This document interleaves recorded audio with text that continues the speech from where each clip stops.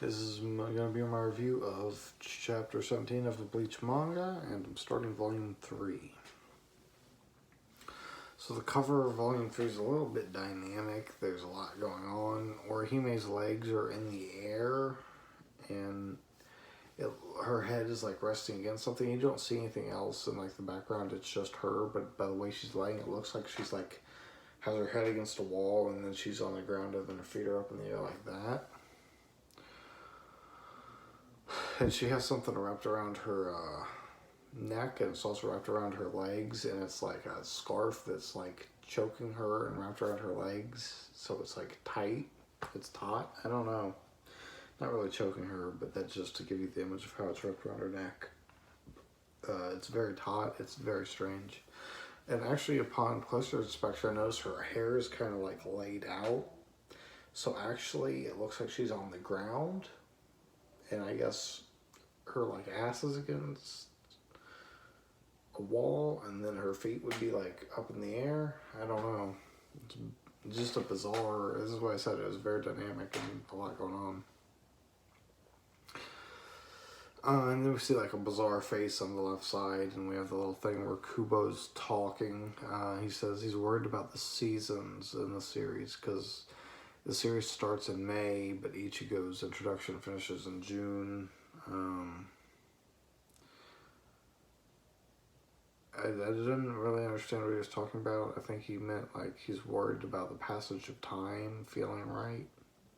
Basically, he's like, it took over a month. It took 2 months, I guess, for the beginning portion of Ichigo's story.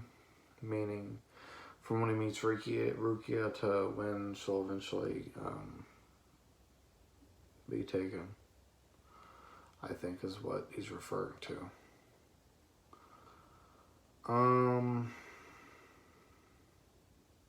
Then we have a strange quote about rain joining the earth and sky. Basically, like the sky and earth never touch each other, but rain allows them to meet.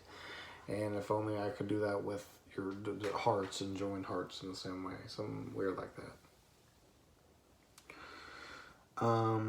Then we see some All-Stars, and then start the Memories in the Rain stuff.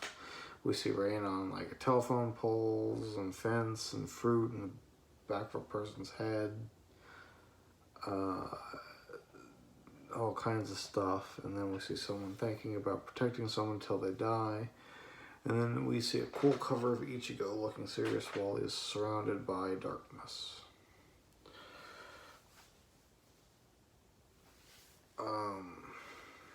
We open the clinic and we see Kon is waking Ichigo up. He's like slapping him, and he threatens to go to school with him, saying that people will mock him for having a stuffed animal, and Ichigo tells him to act like a stuffed animal. Kon is the Monsol.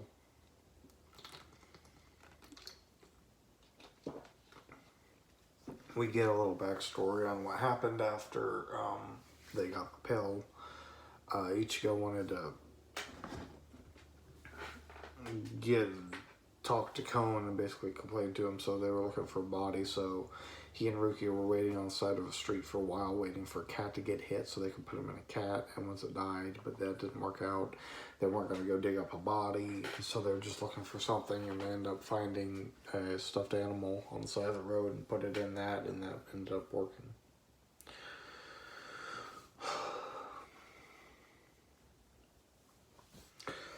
And as they're arguing, Ichigo throws Kon off of him, and then Rukia comes out of the closet and steps on him.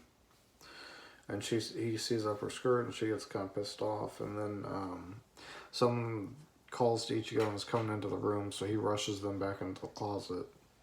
And we see that it's Yuzu, and that Kon and Rukia are hiding in the closet. And she comes in and she sees Ichigo like shutting the fucking closet door, and he's just acting weird and asks her what she's doing so early, and she tells him it's not early anymore, and that Mizuhiro is waiting for him, and that he slept for too long. Ichigo kind of realizes it's really late, So he goes and he apologizes to Mizuero and tells him to come inside. And he thinks about that everyone at the school forgot, and I think he forgot what Kon did in his body. I think he asks Saruki if she did it, and she says that she did. And Ichigo also says he forgot Kisuke's name. And then Ichigo wonders why his dad didn't attack him to wake him up, because that's normally what he would do. And then he sees what day it is, and he kind of becomes somber, and then remarks that something is tomorrow. We cut to the school. We see one of Orihime's friends talking to Katsuki. Fuck, I lost my place again. There we go.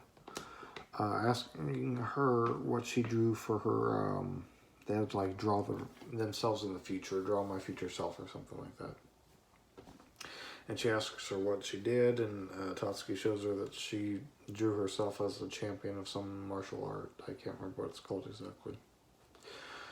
She tells her it's really good, and then she asks Orihime about hers, and Orihime said she did it as well, and she shows hers. And she drew one where she's like this weird war robot. She can go like 240 kilometers an hour. She's got like big treads. She's got like a missile coming out of her chest. She's got like a minigun and can breathe fire and shoot lasers out of her eyes and shit.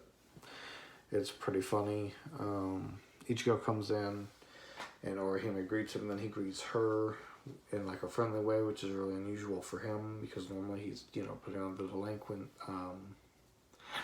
act, as he had kept bringing up when Kon was running around his body. He kept saying like, I tried so hard to make people think of me a certain way.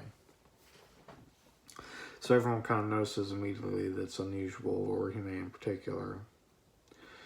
And then as he goes and starts talking to Chad and Keigo and Mizuero, Tatsuki tells Orihime that she's extremely perceptive, and that it took her 3 years to notice when Ichigo's personality would change around this time.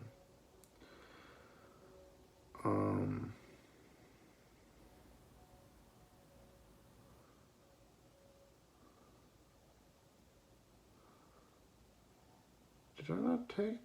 Okay, I didn't take notes on this, apparently. Tatsuki also gets like a... Before telling Orihime that, she gets like a somber look where she's looking down and stuff, and there's shadows all over, and she asks Orihime's friend what day it is. I think that it's June 16th, if I'm not mistaken. And then she tells Orihime that she's perceptive. And she says that the next day Ichigo won't be at school. We cut back to the clinic, Kurosaki Clinic, and we see that they're going to be closed the next day. And we cut inside to the table.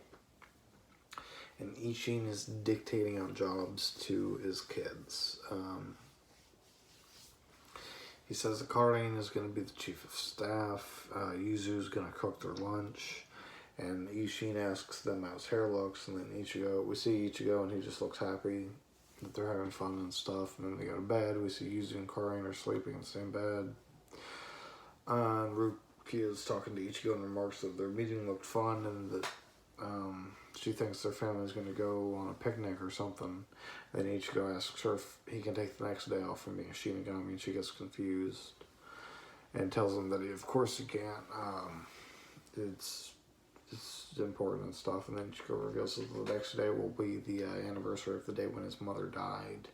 And then he corrects himself and says that it's the day when she was killed. And then we get like a little blurb about the day Ichigo stopped smiling as a kid, basically. And that's the end of chapter 17. A lot to go over with that one. This is one of the probably the most crucial chapters in all of Bleach. Or, well, maybe not this particular chapter, but this is like one of the most crucial story elements. Because it really sets the foundation for Ichigo as a character and lets you understand him more.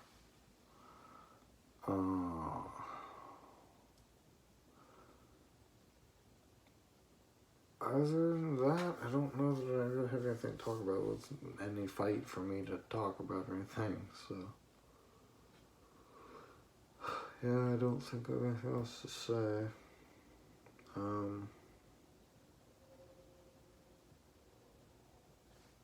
No.